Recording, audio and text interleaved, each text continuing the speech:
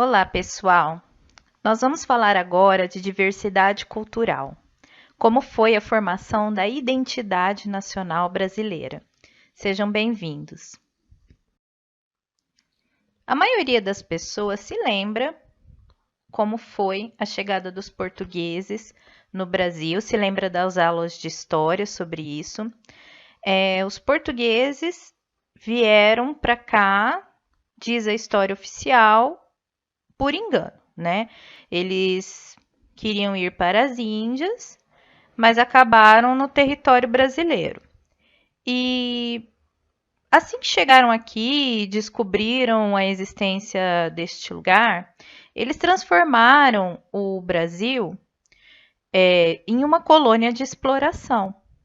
Então, as pessoas, os portugueses, os próprios portugueses começaram a vir para explorar o pau-brasil, para explorar as riquezas naturais. As pessoas que vinham para cá não vinham com a intenção de estabelecer uma família, de formar uma colônia para que eles mesmos vivessem o resto de suas vidas. Eles queriam simplesmente pegar as riquezas e voltar para Portugal para poder investir essas riquezas e gastar essas riquezas.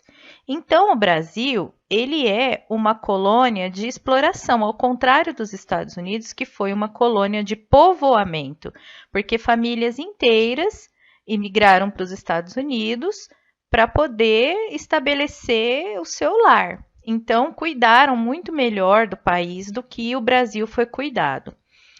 Um dos resultados dessa falta de cuidado foi em relação aos indígenas, os povos nativos. Eles foram praticamente exterminados para que os portugueses pudessem explorar a terra e as riquezas naturais. Eles acabaram por assassinar milhares e milhares de povos indígenas. E muitos indígenas foram feitos de servos e muitas mulheres indígenas violentadas. Já houve aí um início de miscigenação entre os portugueses e os indígenas, mas de uma forma bastante violenta. Então, o nascimento do Brasil como nação foi assim: foi violento, foi baseado em exploração e não foi nada amigável entre os dois povos originais dessa nação brasileira, que são os indígenas nativos aqui, e os portugueses que vieram para cá para explorar a terra. Além do Brasil, os portugueses também tinham colônias de exploração em países da África, tanto que muitos países da África falam português. E lá também houve violência, houve mortes. Muitos africanos eram capturados e escravizados pelos portugueses e levados para a Europa para trabalharem para esses portugueses, antes mesmo da colonização do Brasil começar. Quando eles começaram a explorar o Brasil e descobriram, iniciaram um cultivo de cana-de-açúcar, eles trouxeram africanos escravizados para trabalhar nas lavouras de cana-de-açúcar. E eles foram bastante maltratados, Bom, a gente conhece todas as atrocidades que foram feitas pelos brancos em relação aos povos africanos, tanto no Brasil como no resto da América, né? Mas esses povos, eles sobreviveram, eles se multiplicaram e hoje eles fazem parte dessa tríade que foi a que formou a base da nossa cultura, do africano, do indígena e do português.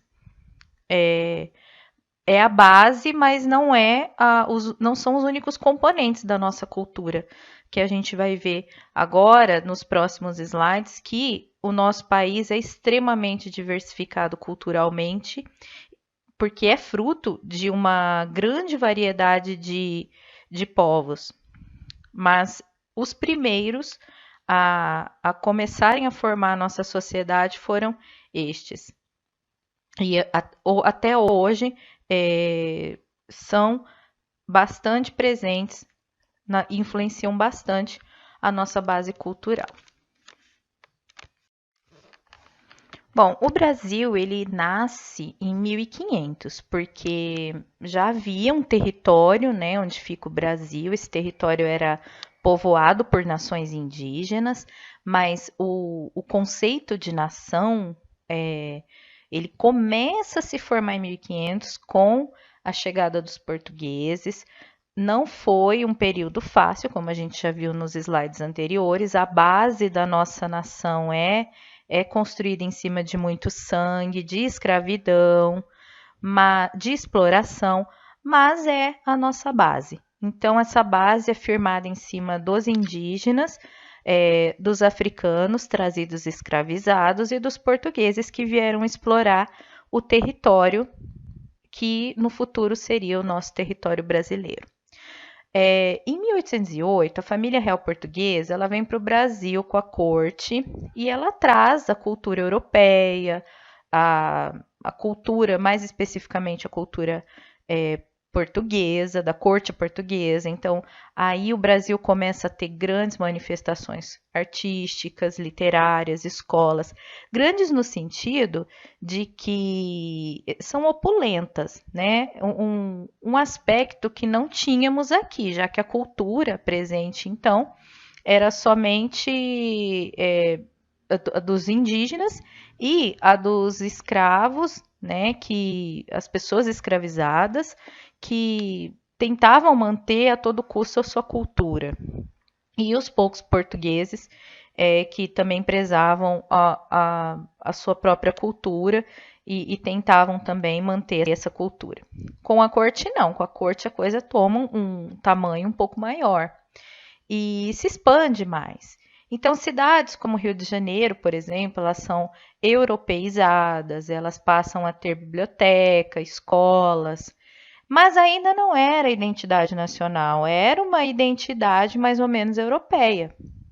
A gente pode dizer que a nossa identidade só começou a ser construída a partir do dia 7 de setembro de 1822, com o grito da independência de Dom Pedro I. Embora os primeiros ideais nacionalistas já tivessem surgido, porque esse grito não aconteceu do nada, ele acontece estimulado, incentivado e inspirado em grupos separatistas, grupos que queriam a independência do Brasil. Então, a gente já tinha uma base para a independência, tá?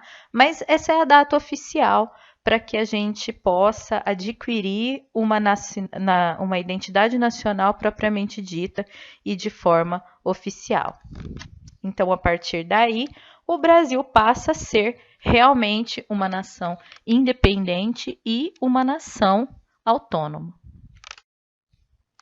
Então, a gente já comentou que em seu início o Brasil tinha uma grande influência cultural de basicamente 3 povos, os portugueses, os africanos e os indígenas.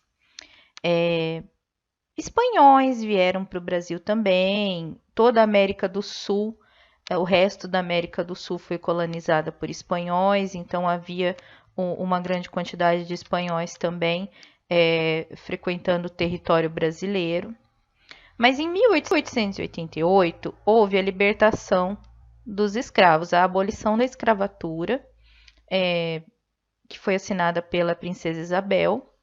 E a partir daí, os agricultores precisavam de mão de obra paga nas lavouras. E o Brasil começou a receber uma grande quantidade de imigrantes europeus que vinham em busca de uma vida melhor, de melhores oportunidades, e acredito que a partir daí o Brasil começou a ser um lugar de povoamento propriamente dito, porque os povos africanos e os afrodescendentes que já haviam nascido aqui tinham liberdade para buscar uma vida que eles queriam, né? Não que eles eram obrigados a ter. Os imigrantes europeus vieram em busca de uma vida melhor, vieram com suas famílias, vieram dispostos a cultivar a terra e a construir o seu lar aqui, né? É, havia ainda muito conflito, havia muita marginalização, muita exclusão social, mas o Brasil começou a ser povoado, não só explorado. Então, o Brasil recebeu uma grande quantidade de imigrantes italianos, alemães, ingleses, holandeses. Muitos migraram para o sul, outros ficaram em São Paulo, Minas Gerais. Os holandeses, por exemplo, têm uma atuação forte ali no Nordeste, Norte. O Brasil começa a ser uma grande miscelânea de povos e de culturas. Obviamente, a influência cultural e também política de Portugal permaneceria ainda por vários anos, mas o Brasil começava a ter outros sons, ouvir outras línguas e ver outras manifestações culturais. A língua portuguesa, ela passa a ser a língua oficial e é até hoje, é um símbolo nacional, mas a língua portuguesa se mistura a outras línguas, tanto que nós temos a ocorrência de várias palavras de origem árabe, de origem africana, indígena, italiana, alemã, eslava.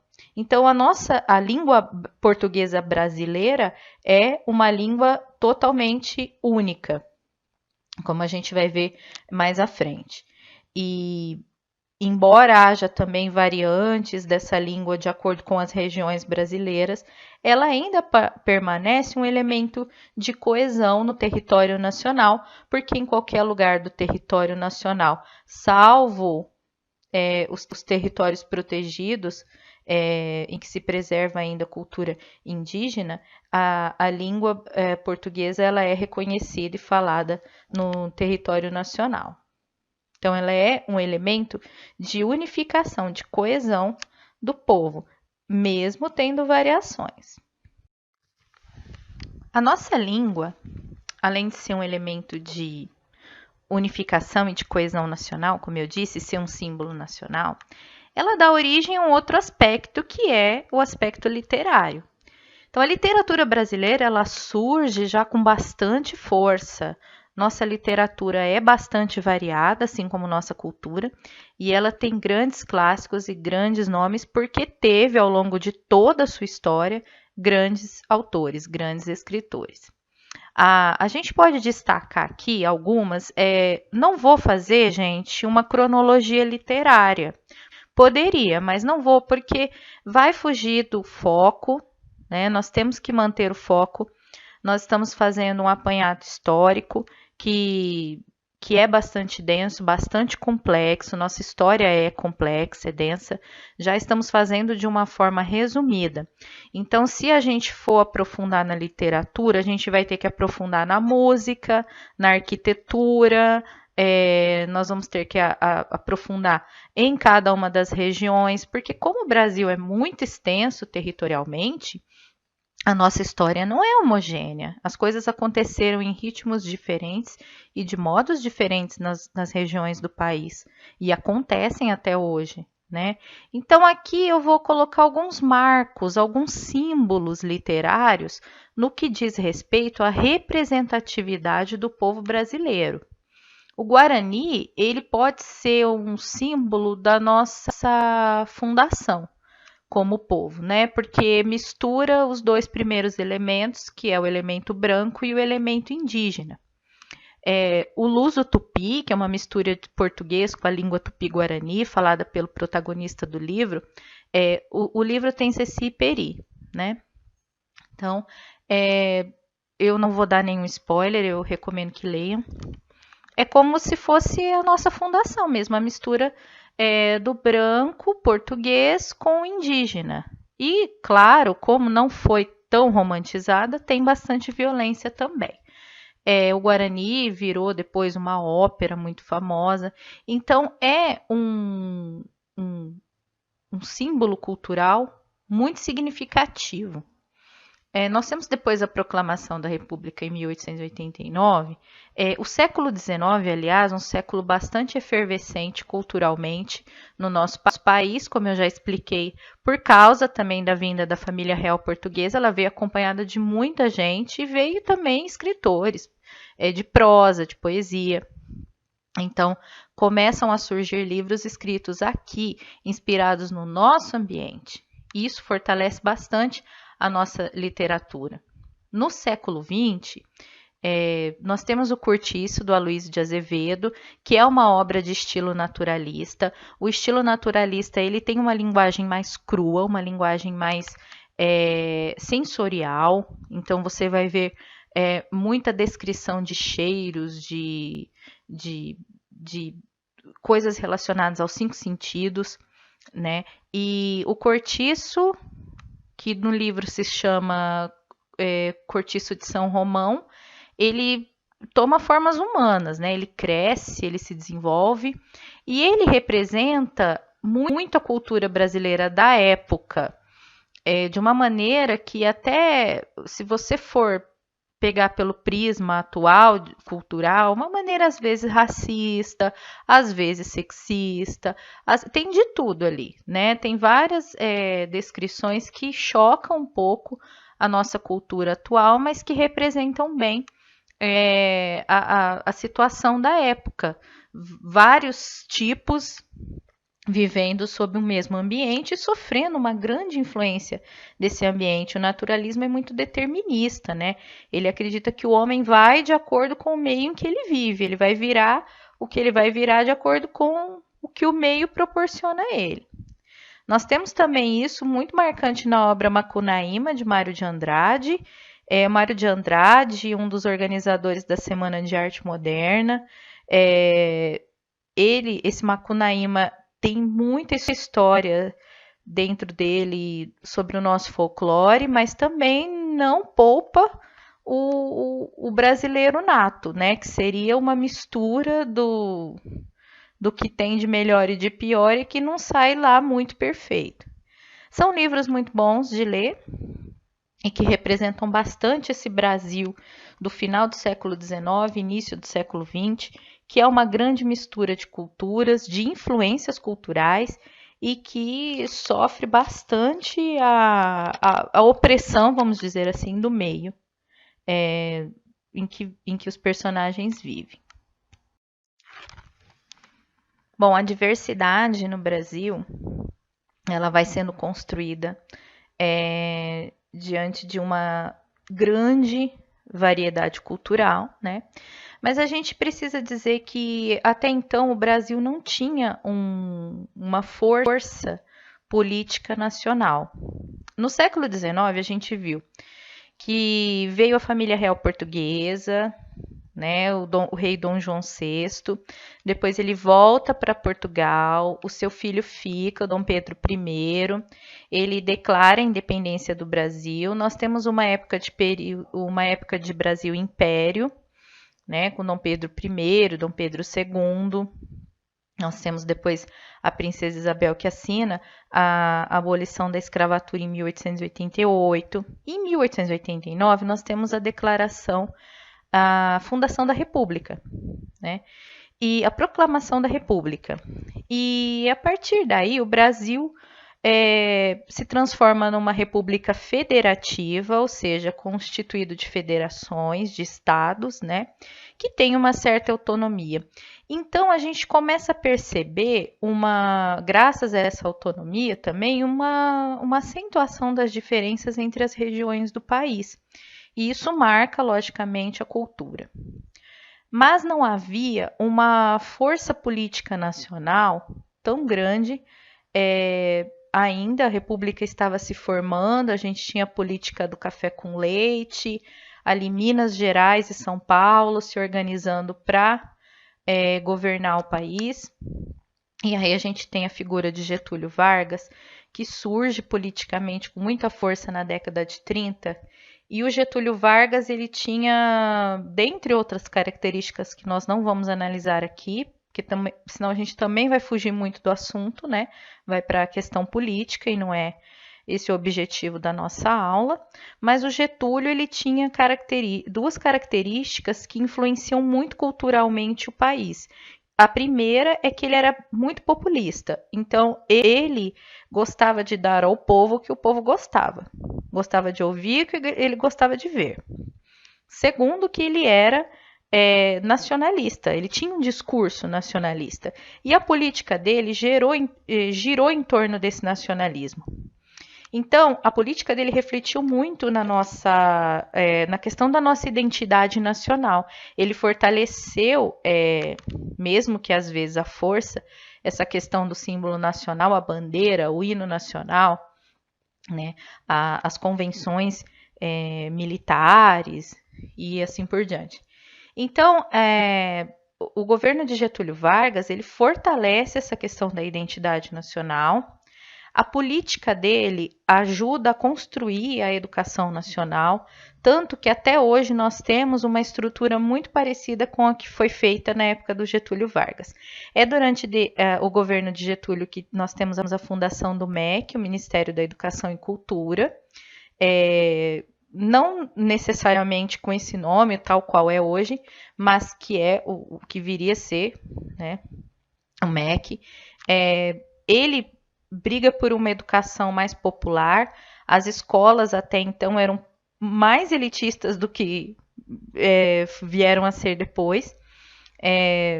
Não havia escolas, creches suficientes para os filhos das pessoas com uma renda menor. Então, Getúlio ele constrói escolas públicas e tenta popularizar essas escolas.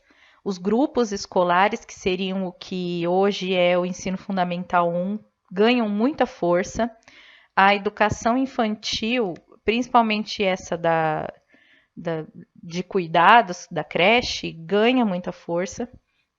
E então ele tem uma contribuição bastante significativa para a escolarização mesmo da população brasileira.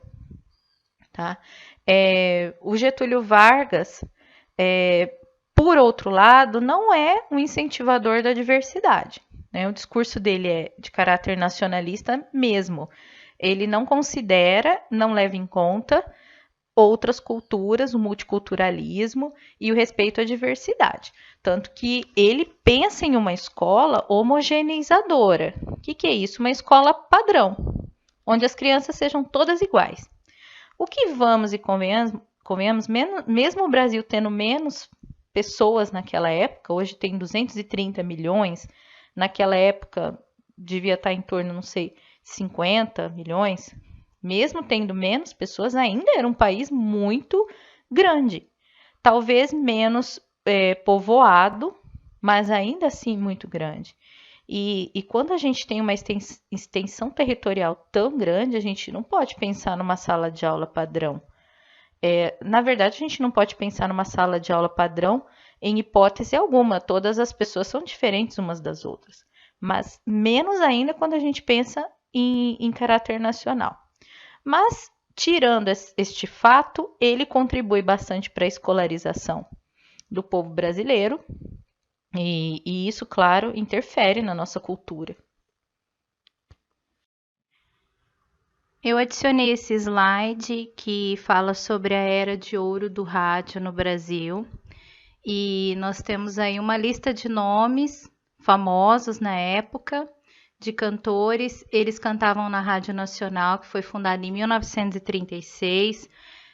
Durante o governo do Getúlio Vargas, que, como eu já disse, usava o rádio para discursar e para fazer propaganda do seu governo. Essa da foto é a Dalva de Oliveira, que ganhou essa faixa de rainha do rádio, era muito famosa.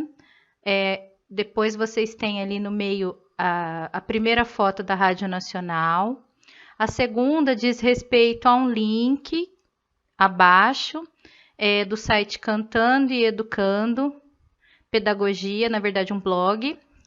E ali, se você clicar nesse link, vocês podem ver bastante informações a respeito do que foi essa era de ouro do rádio no Brasil. A foto da Rádio Nacional, de cima, vocês podem ver que tem plateia, né? Então muitas pessoas iam até a Rádio Nacional para verem os programas, tinha programas de auditório, radionovelas, programas de humor.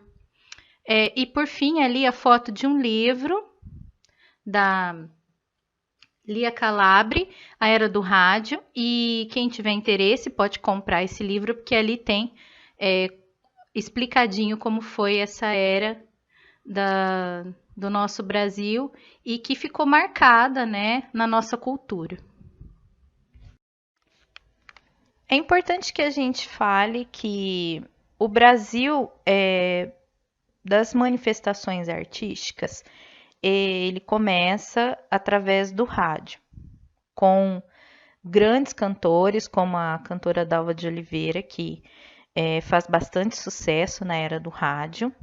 E isso vai até mais ou menos a década de 50, quando começa a se popularizar as TVs, as televisões.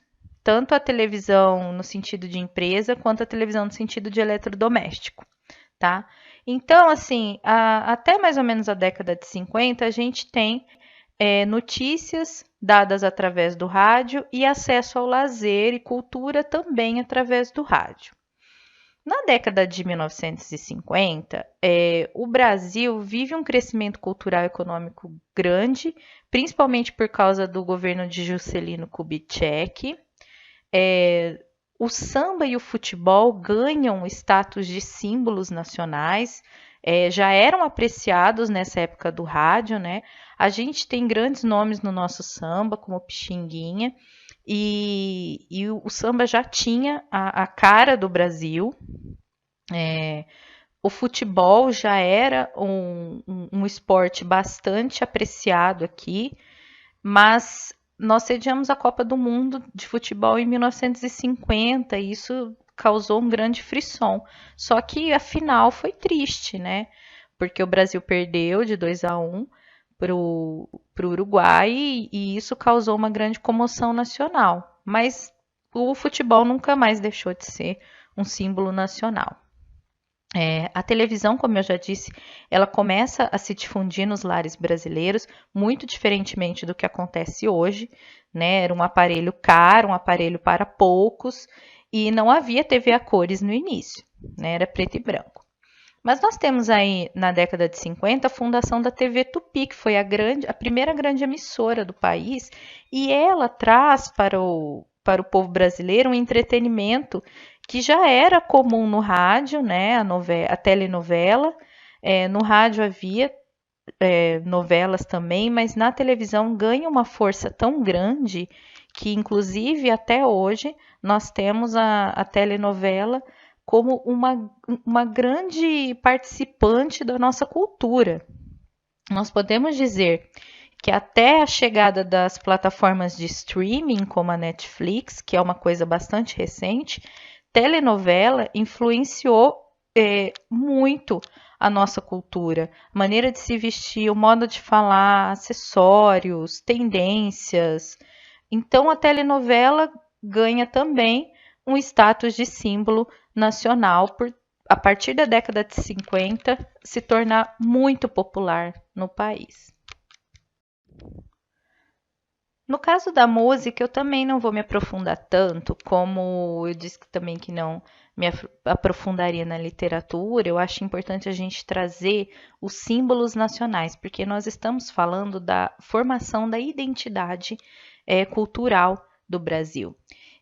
Então, assim, a partir da década de 1950, finzinho de 1950, década de 60, nós temos três grandes movimentos musicais que influenciam muito culturalmente, principalmente os jovens. Primeiro, a bossa nova, já na década de 50. É um ritmo originado do samba, daquele samba raiz, ele é essencialmente carioca. Tem como nomes fortes o Vinícius de Moraes, que é um poeta, e o maestro Tom Jobim, cariocas, com toda a expressão do culturalismo do Rio de Janeiro. criam músicas ambientadas nisso. Nós temos a famosa Garota de Ipanema, que se tornou um sucesso internacional, fez com que a bossa nova fosse conhecida internacionalmente, foi traduzida para outros idiomas, foi interpretada por outros cantores, tornou o Rio de Janeiro muito famoso, o Corcovado, o Cristo Redentor.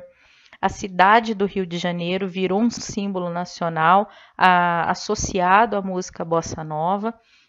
Então, os dois são grandes símbolos da nossa identidade cultural até hoje. A Jovem Guarda, que surge na década de 1960, que não era só música, a música deles era inspirada no rock and roll meio Elvis Presley, americano.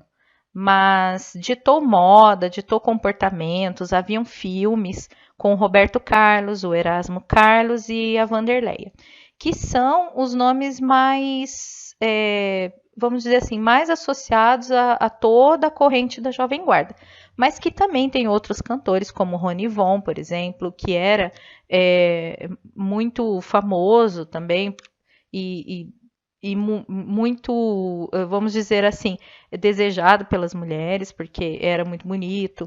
Então, assim, era um frisson. Era um frisson que seriam hoje as boys bands ou K-pop, era a Jovem Guarda no Brasil. Aí depois nós temos a Tropicália, que é um movimento musical que surgiu no final da década de 60 e ficou muito famoso por contestar o regime militar. E naquela época tinham os grandes festivais musicais. Esses festivais eram muito populares, as pessoas paravam, sabe? O que seria hoje uma final de reality show eram os musicais. E esses musicais revelaram grandes nomes da nossa cultura.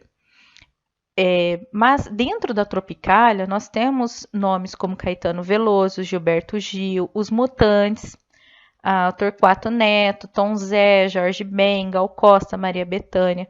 Os ritmos eram bem ecléticos, eles misturavam samba, bolero, rock, baião, entre outros, mas a MPB, né, a música popular brasileira, que era o foco desses festivais, ganha uma força muito grande e também se torna um grande símbolo da nossa cultura. Nesse slide vocês têm um pouquinho sobre os grandes festivais de música, festivais da canção da década de 1960, que é considerado uma década em que nasceu a MPB. Nós tivemos grandes nomes da nossa música popular participando desses festivais, ganhando esses festivais. Como vocês podem ver ali, no canto à direita de vocês, a Elis Regina, uma grande voz da nossa música, ganhou o festival com a música Arrastão. Ali no link vocês podem acessar e ter mais informações sobre esse festival que foi muito famoso e ele é tido como festival que deu, onde nasceu mesmo a música popular brasileira. Nas fotos do meio nós temos Jair Rodrigues, Nara Leão e Chico Buarque no festival. Caetano Veloso no festival de 1968, que foi um festival bastante turbulento. Esses festivais tinham uma participação muito grande da plateia, então o público, quando ele adorava uma música, ele ovacionava, quando ele não gostava, ele partia para a vaia mesmo. Então eram muito assim entusiásticos esses festivais, né? Aqui no canto esquerdo a gente tem um texto da Bruna Borges, que está nesse site aqui, Historiando na Net 07, e um trechinho do texto que ela escreveu está aqui, que fala que os festivais apresentaram grandes nomes, né? Além desses que a gente viu, tem o Geraldo Vandré, músicas famosas ganharam esses festivais, como a banda do Chico Buarque, Disparada. Então é muito interessante, eu sugiro que vocês acessem esses links e vejam mais informações a respeito desses festivais de música que marcaram a nossa cultura. As décadas seguintes foram marcadas pela retomada da democracia e por mudanças na área social. Então o Brasil passa, a partir da década de 1980, a ter uma grande cobrança popular por eleições diretas, né, através do voto popular, e isso acontece, e nós passamos a eleger os nossos presidentes democraticamente. Acredito que a partir daí ganham força grandes mudanças sociais relacionadas à inclusão social, inclusão escolar. Começa-se a discutir muito a inclusão escolar. A gente tem os primeiros marcos dessa inclusão na Constituição Federal de 1988, defesa dos direitos das minorias, combate à violência contra os pretos, homossexuais e as mulheres, proteção à criança. Nós temos aí a divulgação em 1990 do Estatuto da Criança e do Adolescente, uma nova legislação educacional em 1996. Então, são décadas mais recentes, a maioria das pessoas se lembram. Se não se lembram também, o acesso a elas é um pouco mais vívido, porque as referências a essas últimas décadas ainda são muito frequentes no nosso contexto cultural, mas o fato é que, atualmente, o Brasil é uma grande mistura de hábitos, de tradições, de religiões, de costumes, de comportamentos. Então, ele é um país de pluralidade cultural.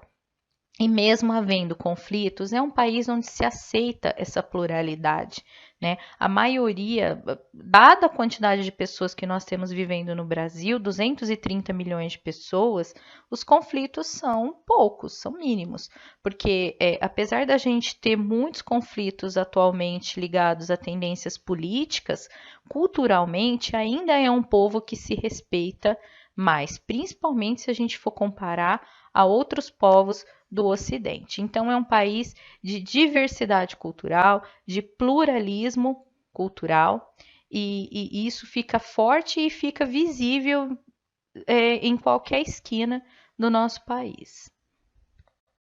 Gostaria de assistir às outras aulas desse curso gratuito? Clique no link abaixo e faça sua matrícula.